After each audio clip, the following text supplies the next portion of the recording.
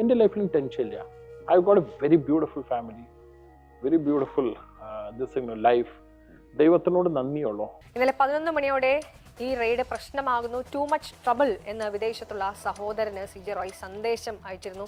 മുതലാളിയുടെ ഫീലിംഗ് കയറി അവിടെ ഇരുന്നു, അന്ന് നിങ്ങളുടെ തകർച്ച തുടങ്ങും. അദ്ദേഹത്തിന്റെ ഒരു ഡയറി ഇപ്പോൾ പോലീസിന്റെ കൈവശമുണ്ട്. ആ ഡയറിയിൽ എന്തൊക്കെ വിവരങ്ങൾ ഉണ്ട് എന്നത് അറിയേണ്ടിയിരിക്കും. നിങ്ങൾ മുതലാളി is only for that small part of time in your life as a chairman. അത് കഴിഞ്ഞാൽ you should take different roles in your life. There be not much of a tension. സമ്മർദ്ദമില്ലെന്ന് റോയ് എഴുതി നൽകിയെന്ന് എത്രമാത്രം സമ്മർദ്ദം ചെലുത്തിയായിരിക്കും ചെയ്യിച്ചിട്ടുണ്ടായിരിക്കുക. ഡോക്ടർ റോയ് CJയുടെ മരണത്തിന് കാരണം ആദായനികുതി ഉദ്യോഗസ്ഥരാണെന്ന് സഹോദരൻ ബാബു CJ ആരോപിച്ചു. അഡീഷണൽ കമ്മീഷണർ കൃഷ്ണപ്രസാദിന്റെ പുള്ളിയാണ് ഇൻവെസ്റ്റിഗേഷൻ ടീം. പുള്ളിയുടെ പ്രഷർ ഉണ്ടായിരുന്നു. നമ്മുടെ കേരള ഇലക്ഷൻ വരികയാണ്, 2026 ഇലക്ഷൻ. ഏറ്റവും മിനിമം 250 കോടി മുതൽ 300 കോടി വരെ ഒരു പാർട്ടിക്ക് വേണം. കോൺഗ്രസിനും BJPക്ക് CPM-നും വേണം. ഇവർ ഈ കാശ് എവിടെ നിന്ന് ഉണ്ടാക്കുന്നു എന്നാണ് വിചാരിക്കുന്നത്? ഇവർ ഈ കാശ് ഉണ്ടാക്കുന്നത് ഇതേപോലുള്ള ആൾക്കാരെ ടാർഗറ്റ് ചെയ്ത് അവരിൽ നിന്ന് കാശ് ഉണ്ടാക്കുക. ഹലോ, ആയ മുകേഷ് മാധവ്. ഇന്നലെ ഒരു വീഡിയോ ഇട്ടപ്പോൾ കുറേ പേര് പറയുന്നുണ്ടായിരുന്നു ഇതൊരു സമ്മർദ്ദം ഇല്ലാതെ റോയ് സ്വയം ആത്മഹത്യ ചെയ്തതാണ്.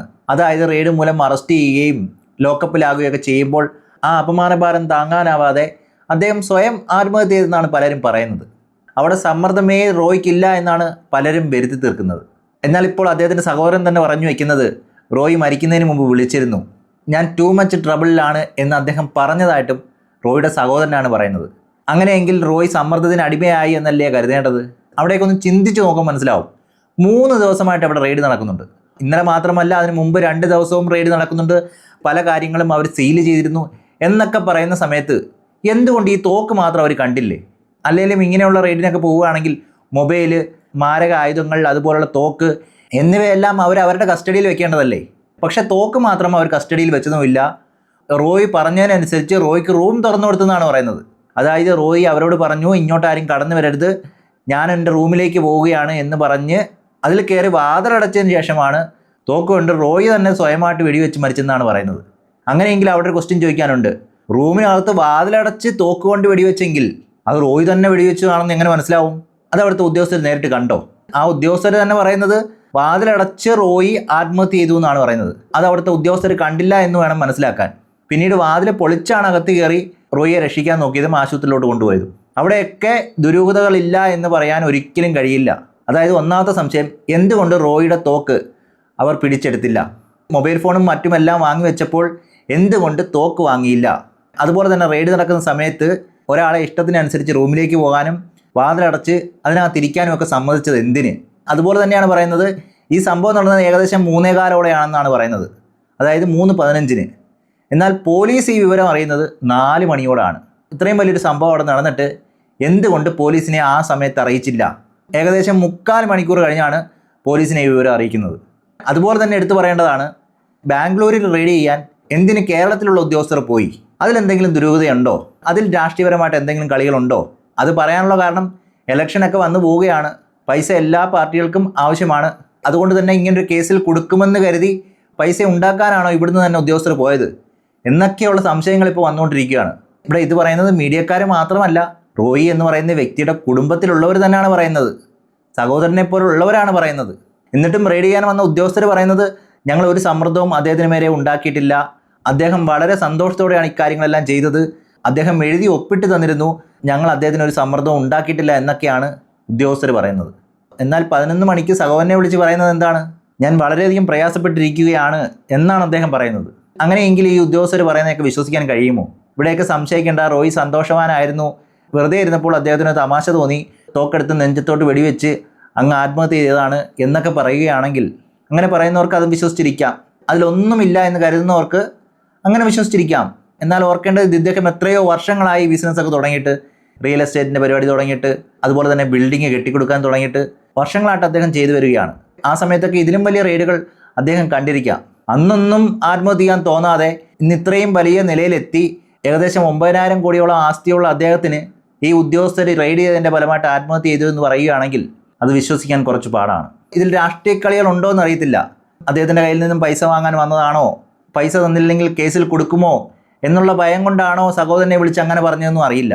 എന്തായാലും ഇതിനെക്കുറിച്ച് രാഹുൽ ഈശ്വരൻ കുറേ കാര്യങ്ങൾ പറയുന്നുണ്ട്. അതായത് ഇലക്ഷൻ സംബന്ധിച്ച് പണം വേണമെന്നുള്ള രീതിയിൽ അതിനുവേണ്ടി റോയിയെ സമീപിച്ചു എന്നുള്ള രീതിയിലും പറയുന്നുണ്ട്. എന്താണ് രാഹുൽ ഈശ്വർ പറഞ്ഞത് നമുക്കൊന്ന് കേട്ടു നോക്കാം. അപ്പോൾ ഇവിടെയാണ് നമ്മുടെ നാട്ടിൽ നടക്കുന്ന കള്ളത്തരങ്ങളും മറ്റും ഉണ്ടാകും. നമുക്കൊരു വേദനയും വിഷമവും ഉണ്ടാകുന്ന അവിടെയാണ്. ശ്രീ റോയിക്ക് അന്ത്യാഞ്ജലി നേരുന്നു. സമ്മർദ്ദമില്ല എന്ന് എഴുതി മേടിച്ച സന്തോഷത്തോടു കൂടി ഞാൻ നിങ്ങളോട് സഹകരിക്കുന്നു. നിങ്ങൾ എനിക്ക് ആനന്ദം തന്നും കൂടെ എഴുതിക്കായിരുന്നു. അങ്ങനെ എഴുതിച്ചെടുത്ത ഉദ്യോഗസ്ഥനെ കുറിച്ച് പറയാനാണ്. ഈ ആരെയും ടാർഗറ്റ് ചെയ്യാൻ വേട്ടയാടാമെന്നുള്ള ഈ ദുരവസ്ഥ മാറണം. രാഷ്ട്രീയക്കാരെ അടക്കം ഇതിന്റെ പിന്നിൽ പ്രവർത്തിക്കുന്നത് ഒരു നിഗൂഢ സംവിധാനമാണ്. ആരെയും ടാർഗറ്റ് ചെയ്യാനും ടാർണിഷ് ചെയ്യാനും. അത് ഏതെങ്കിലും ഒരു പാർട്ടിയല്ല കേട്ടോ, എല്ലാ പാർട്ടികളും ചെയ്യണം. ഇങ്ങനെയാണ് ഈ പാർട്ടികൾ മറ്റും ഇലക്ഷൻ മത്സരിക്കാൻ കാശുണ്ടാക്കുന്നത്. നമ്മുടെ കേരള ഇലക്ഷൻ വരികയാണ് 2026 ഇലക്ഷൻ. ഏറ്റവും മിനിമം 250 കോടി മുതൽ 300 കോടി വരെ ഒരു പാർട്ടിക്ക് വേണം. കോൺഗ്രസിനും BJPക്കും CPM-നും വേണം. ഇവർ ഈ കാശ് എവിടെ നിന്നുണ്ടാക്കുന്നു എന്നാണ് വിചാരിക്കുന്നത്? ഇവർ ഈ കാശ് ഉണ്ടാക്കുന്നത് ഇതേപോലുള്ള ആൾക്കാരെ ടാർഗറ്റ് ചെയ്ത് അവരിൽ നിന്ന് കാശുണ്ടാക്കുക. അതെ, കേരളത്തിലെ ഇലക്ഷൻ വരികയാണ്. ഒരു പാർട്ടിക്ക് ഏകദേശം 300ഓളം കോടി രൂപ വേണമെന്നാണ് രാഹുൽ ഈശ്വർ തന്നെ പറയുന്നത്.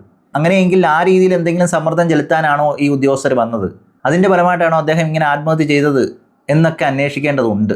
കാരണം അദ്ദേഹത്തിന്റെ സുഹൃത്തുക്കൾ പറയുന്നുണ്ട്, അദ്ദേഹം വഴിവിട്ട ഒരു കളിയും കളിക്കത്തില്ല, ഇല്ലീഗലായിട്ട് ഒരു കാര്യവും ചെയ്യത്തില്ല. അദ്ദേഹം അത്ര നല്ല രീതിയിലാണ് മുന്നോട്ട് പോയിക്കൊണ്ടിരുന്നത്. അതും ഒരു ബാങ്ക് ലോണോ ഒന്നും എടുക്കാതെയാണ് ഈ കാര്യങ്ങളെല്ലാം ചെയ്തുകൊണ്ട് പോയതും. ഒരിക്കലും ഒരു രാഷ്ട്രീയക്കാർക്ക് വേല ചെയ്തു കൊടുക്കുന്ന വ്യക്തി ആയിരുന്നില്ല റോയി എന്നും അദ്ദേഹത്തിൻ്റെ തന്നെ സുഹൃത്തുക്കൾ പറയുന്നുണ്ട്. അങ്ങനെയുള്ളപ്പോൾ രാഷ്ട്രീയക്കാരുടെ സമ്മർദ്ദത്തിനൊന്നും വഴങ്ങാതിരിക്കുമ്പോൾ വീണ്ടും വീണ്ടും അവർ ആവർത്തിച്ച് കേസിൽ കൊടുക്കുമോ എന്നുള്ള ഭയം വന്നിട്ടുണ്ടോ? അതും നിരന്തരമായി ഇങ്ങനെയുള്ള റെയ്ഡുകൾ നടക്കുമ്പോൾ അദ്ദേഹത്തിൽ ജനങ്ങൾക്കുള്ള വിശ്വാസം ഇല്ലാതായി പോകുമോ എന്നുള്ള തോന്നലാണോ ഇതിനൊക്കെ കാരണമൊന്നും അറിയില്ല. കാരണം അദ്ദേഹത്തിൻ്റെ സുഹൃത്ത് തന്നെ പറയുന്നുണ്ട്, അദ്ദേഹം രാഷ്ട്രീയക്കാർക്ക് അടിമപ്പെട്ട് ഒന്നും ചെയ്യാറില്ല എന്ന്. ആ ഒരു സെന്റൻസ് പറയുമ്പോഴാണ് കൂടുതൽ സംശയം തോന്നുന്നത്. അതും കൂടെ ഒന്ന് കേട്ടു നോക്കാം. വലിയ സഹായമായിട്ടുള്ള മനുഷ്യൻ, അതോടൊപ്പം ജീവിതത്തിൽ വലിയ രീതിയിൽ പോളിസീസ് അതുപോലെ എത്തിക്സ് ഒക്കെ ഫോളോ ചെയ്തിരുന്ന ഒരു മനുഷ്യൻ. മരടിലൊക്കെയുള്ള ബിൽഡിങ് ഇല്ലീഗൽ ആണെന്ന് എന്തെങ്കിലും രീതിയിലേക്ക് പിന്നീട് വരുമെന്ന് തോന്നിയിട്ട് ഒരു വലിയ ഇൻവെസ്റ്റ്മെന്റ് മാറ്റിവെച്ചൊരു മനുഷ്യൻ.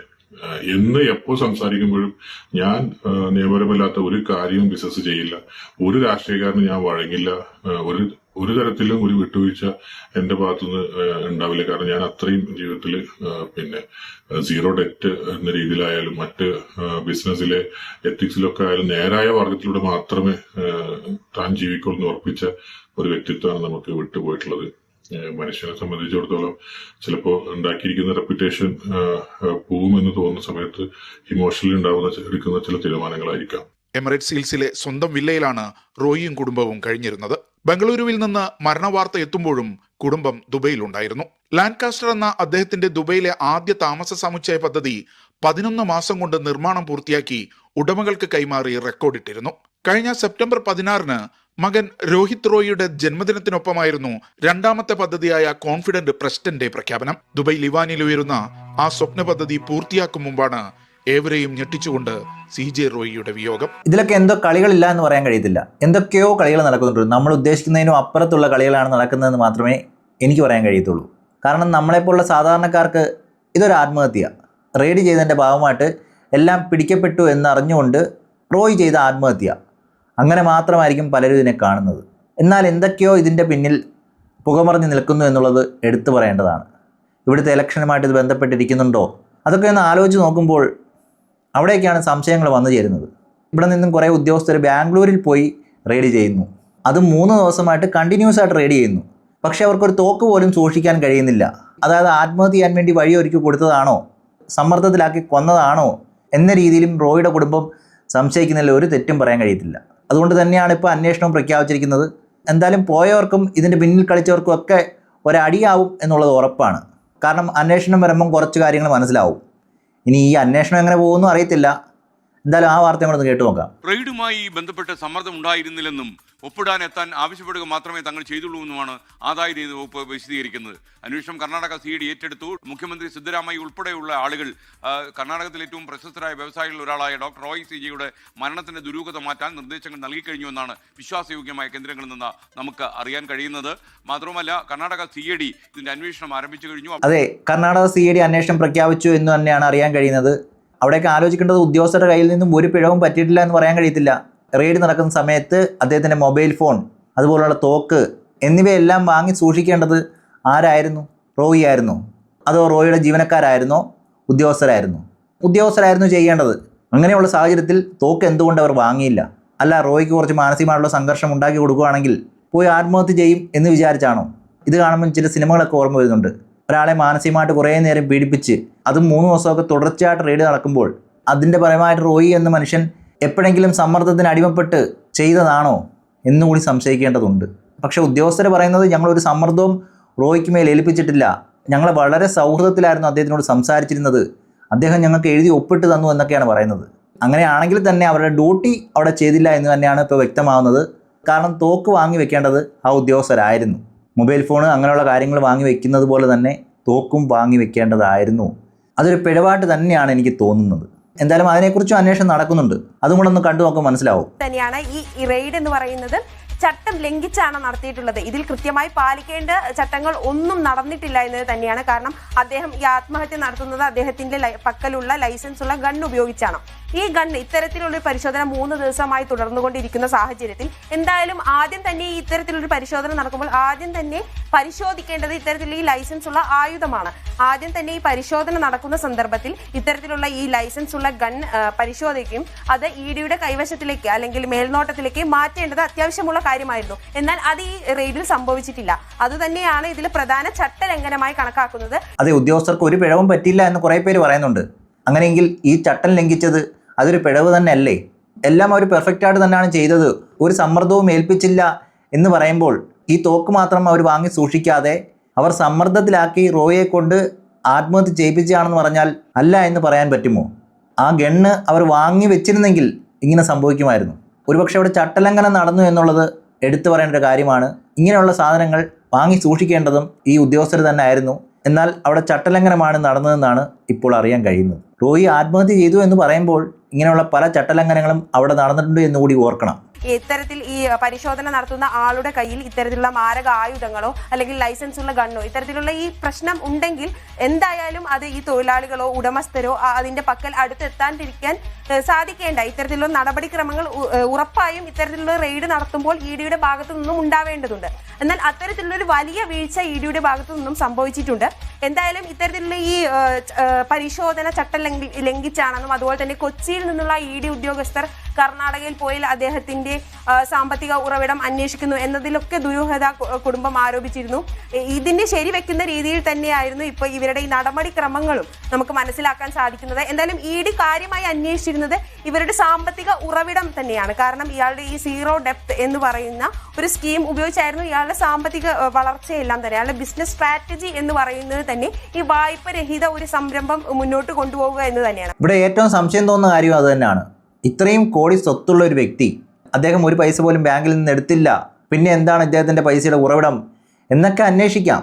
ഇനി അന്വേഷിച്ചാൽ തന്നെ എവിടം വരെ പോകും? അദ്ദേഹത്തെ തൂക്കിക്കൊല്ലാനൊന്നും കഴിയത്തില്ലല്ലോ. അദ്ദേഹത്തിന് പിഴ അടച്ച് ഈസിയായിട്ട് ഊരിപ്പോകാം.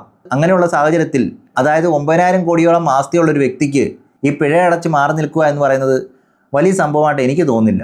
അവിടെയാണ് റോയി എന്ന് പറയുന്ന വ്യക്തി സ്വന്തം തോക്ക് ഉപയോഗിച്ച് തൻ്റെ നെഞ്ചിലേക്ക് വെടിവെച്ച് ആത്മഹത്യ ചെയ്യുന്നത്. ആ ഒരു കാര്യം ആരെയും അമ്പരിപ്പിക്കുന്നതാണ്. എന്തിനദ്ദേഹം ഇങ്ങനെ ചെയ്യണം? അതിൽ തന്നെയായിരുന്നു ഒരു നിലവിൽ തന്നെ 160-ൽ അധികം ഒരേ സമയത്ത് തന്നെ ഇദ്ദേഹത്തിന്റെ നിക്ഷേപവും കൺസ്ട്രക്ഷൻ കമ്പനികൾ ഉൾപ്പെടെയുള്ള റിയൽ എസ്റ്റേറ്റ് ഉൾപ്പെടെയുള്ള സ്ഥാപനങ്ങൾ നിലവിൽ തന്നെ പല ലോകമെമ്പാടുമുള്ള പല സ്ഥലങ്ങളിലായി ഇപ്പോൾ നിലവിൽ നടന്നുകൊണ്ടിരിക്കുന്നുണ്ട്. അപ്പൊ ഈ ഒരേ സമയം തന്നെ 1 രൂപ പോലും വായ്പ ഇല്ലാണ്ട് ഏത് തരത്തിലാണ് അദ്ദേഹം ഈ ബിസിനസ് നടത്തുന്നത്? ഇതിന്റെ ഉറവിടം എന്താണ്? ഈ പൈസ എല്ലാം CJ റോയുടെ തന്നെയാണോ? അല്ലെങ്കിൽ ഇതിന് പിന്നിൽ ഏതെങ്കിലും ബിനാമി ഇടപാടുകൾ ഉണ്ടോ? അല്ലെങ്കിൽ മറ്റൊരാൾക്ക് ഇതിൽ പങ്കുണ്ടോ എന്നുള്ള രീതിയിലുള്ള പരിശോധനയായിരുന്നു ഇഡി നടത്തിയിരുന്നത്. എന്നാൽ ഇതിന് വേണ്ട രേഖകളെല്ലാം സമർപ്പിച്ചിരുന്നു എന്നാണ് കോൺഫിഡൻസ് ഗ്രൂപ്പിന്റെ ഭാഗത്തു നിന്നും കഴിഞ്ഞ മാസങ്ങളിലെല്ലാം തന്നെ ഇത്തരത്തിൽ ആദ്യമായി പരിശോധന നടക്കുന്നത് ഡിസംബർ 3-നാണ്. ആ സന്ദർഭത്തിൽ തന്നെ ഇവരെല്ലാം ആവശ്യപ്പെടുന്ന ഡോക്യുമെന്റ്സ് എല്ലാം തന്നെ സമർപ്പിച്ചിരുന്നു. അന്ന് നികുതി വെട്ടിച്ചു എന്ന രീതിയിലായിരുന്നു ഈ പരിശോധന വന്നിരുന്നത്. ആ സമയത്ത് തന്നെ CJ റോയ് കർണാടക ഹൈക്കോടതിയെ ബന്ധപ്പെടുകയും അതിനെ തുടർന്ന് ഈ പരിശോധനയ്ക്ക് സ്റ്റേ മേടിക്കുകയും ചെയ്തു. ഇവിടെ പറഞ്ഞത് ശ്രദ്ധിച്ചോന്നറിയത്തില്ല. നികുതി വെട്ടിച്ചതുമായി ബന്ധപ്പെട്ടാണ് ഈ അന്വേഷണം നടന്നത്. അങ്ങനെയെങ്കിൽ തന്നെ അദ്ദേഹത്തിന് അതിൻ്റെ പിഴ അടച്ചാൽ മാത്രം മതിയായിരുന്നു. അദ്ദേഹത്തിൻ്റെ ജീവൻ അദ്ദേഹം എടുക്കണമെങ്കിൽ എന്തൊക്കെയോ വലിയ കാര്യങ്ങൾ അവിടെ നടന്നിട്ടുണ്ട്. ഇദ്ദേഹത്തിൻ്റെ കൂട്ടുകാർ പറഞ്ഞതിനനുസരിച്ചാണെങ്കിൽ പറയുകയാണെങ്കിൽ രാഷ്ട്രീയക്കാരുടെ പേടിപ്പെടുത്തലുകളൊന്നും ഇദ്ദേഹം വകവെച്ച് കൊടുക്കുന്ന ഒരു വ്യക്തിയല്ല. അതുപോലെ തന്നെ ഇല്ലീഗലായിട്ടുള്ള കാര്യങ്ങളും ചെയ്യത്തില്ല എന്നാണ് അദ്ദേഹത്തിൻ്റെ കൂട്ടുകാർ തന്നെ പറയുന്നത്. അങ്ങനെ ഉള്ളപ്പോൾ അദ്ദേഹത്തിനെ വരുത്താൻ വേണ്ടി എന്തെങ്കിലും വലിയ വലിയ കാര്യങ്ങളിലേക്ക് ഇദ്ദേഹത്തെ കൊടുക്കാൻ പോകുന്നു എന്ന് റോയ്ക്ക് മനസ്സിലായോ? അതിൽ നിന്ന് തനിക്ക് ഊരിപ്പോകാൻ കഴിയാത്ത വണ്ണം താൻ അകപ്പെടുമോ എന്നുള്ള ആശങ്കയാണോ ഈ ആത്മഹത്യക്ക് പ്രേരണയായത് എന്നൊക്കെ അന്വേഷിക്കേണ്ടതാണ്. അതായത് രാജ്യദ്രോഹ കുറ്റം പോലുള്ള എന്തെങ്കിലും കേസുകൾ വരുമോ എന്നുള്ള ഭയമായിരിക്കാമോ? അറിയില്ല. അങ്ങനെയുള്ള ചർച്ചകളും പല ന്യൂസുകളിലും കണ്ടുപോകുന്നുണ്ട് ഇപ്പോൾ. ഇന്നലെ ഡോക്ടർ റോയി അന്തരിക്കുന്നത് ഏതാണ്ട് 3:15 രാവിലെ 11 മണിയോടെ സഹോദരനെ അദ്ദേഹം വിളിച്ച് സംസാരിച്ചിട്ടുണ്ട്. ഈ കാര്യങ്ങളെക്കുറിച്ച്, ഈ സമ്മർദ്ദത്തെക്കുറിച്ച് അദ്ദേഹം സഹോദരനുമായി ആശയവിനിമയം നടത്തിയിട്ടുണ്ട് എന്ന് സഹോദരൻ തന്നെ ഇന്നലെ തന്നെ പറഞ്ഞതാണ്. അതുകൊണ്ട് ആദായനികുതി വകുപ്പിന്റെ ഭാഗത്തു നിന്നുള്ള ചില ഉദ്യോഗസ്ഥരുടെ ഭാഗത്തു നിന്നുണ്ടായ സമ്മർദ്ദം എന്ന രീതിയിൽ തന്നെയാണ് കുടുംബം ഇതേക്കുറിച്ച് പ്രതികരിക്കുന്നത്. അതേസമയം ആദായനികുതി വകുപ്പ് ഇന്നിപ്പോൾ ഒരു വാർത്താക്കുറിപ്പ് ഇതുമായി ബന്ധപ്പെട്ട് ഇറക്കും എന്നുള്ള വിവരമാണ് നമുക്ക് ലഭിക്കുന്നത്. കേരളത്തിൽ നിന്ന് അത്തരമൊരു വാർത്താക്കുറിപ്പ് നമ്മൾ പ്രതീക്ഷിക്കുന്നു. ആദായനികുതി വകുപ്പ് ഇതുവരെ പറയുന്നത് ഏതെങ്കിലും തരത്തിലൊരു സമ്മർദ്ദം ഉണ്ടായിട്ടില്ല, സൗഹാർദ്ദപരമായ കാര്യങ്ങൾ ചോദിച്ചറിയുക മാത്രമാണ് ചെയ്തത്.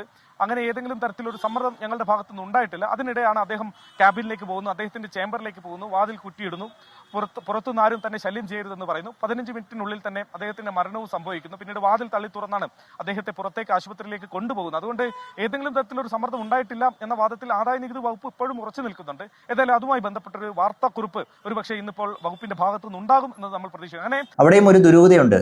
ഈ ഉദ്യോഗസ്ഥർ ഇതുവരെ ഒരു കൃത്യമായുള്ള ഒരു രൂപം നൽകിയിട്ടില്ല. എന്താണ് അവിടെ നടന്നത്, ഏത് അന്വേഷണമാണ് നടന്നത്, അതിനൊരു വ്യക്തമായുള്ള പത്രക്കുറിപ്പോ അല്ലെങ്കിൽ വാർത്താ സമ്മേളനമോ ഒന്നും നടത്തിയിട്ടില്ല. എന്തുകൊണ്ട് അവർക്ക് ഇതിനൊന്നും ഒരു പ്രോപ്പറായുള്ള ആൻസർ ഇല്ലാതെ പോയത്? അവർ 3 ദിവസമായിട്ട് അന്വേഷിക്കുന്നുണ്ട്. അതുപോലെ തന്നെ ഡിസംബർ 3-ാം തീയതി അന്വേഷിച്ചു എന്നൊക്കെയാണ് പറയുന്നത്. അതിന് മുമ്പുള്ള പല ദിവസങ്ങളിലും അന്വേഷണം നടന്നു എന്നൊക്കെ പറയുന്നുണ്ട്. അതിനേരെയൊക്കെ റോയ് സ്റ്റേ വാങ്ങിയെന്നും പറയുന്നു. ആ സ്റ്റേ മാറിയപ്പോഴാണ് വീണ്ടും അന്വേഷണം തുടങ്ങിയത്. അങ്ങനെയെങ്കിൽ എന്താണ് അവർ അന്വേഷിച്ചുകൊണ്ടിരിക്കുന്നത്? എന്ത് കുറ്റമാണ് റോയ് ചെയ്തത് എന്നൊക്കെ അറിയേണ്ടതില്ലേ? ഇവിടെ പലരും പറയുന്നത് റോയ് ഏതോ വലിയ കുറ്റം ചെയ്തതാണെന്നല്ലേ. അങ്ങനെയെങ്കിൽ എന്ത് കുറ്റമാണ് അദ്ദേഹത്തിൽ അടിച്ചേൽപ്പിക്കാൻ പോയത്? അതുകൂടെ അറിയേണ്ടതല്ലേ? അതിലൊന്നും ഒരു വ്യക്തതയില്ലാതാണ് ഇപ്പോൾ പോയിക്കൊണ്ടിരിക്കുന്നത്. ഇതിലൊക്കെ പല ഉദ്യോഗസ്ഥരുടെയും പേരുകൾ സഹോദരൻ പറയുന്നുണ്ട്. അവർക്കൊന്നും മറുപടി കൊടുക്കാൻ കഴിഞ്ഞില്ല എന്നുള്ളതും ഓർക്കേണ്ടതാണ്. എന്തായാലും നഷ്ടം ആ കുടുംബത്തിനാണ്. അവിടെ പണക്കാരനെന്നോ പാവപ്പെട്ടനെന്നോ ഒന്നുമില്ല. എന്തായാലും ഈ വീഡിയോ നിർത്തുന്നു. അടുത്ത വീഡിയോയിൽ കാണുന്നതായിരിക്കും. Okay, bye, see U.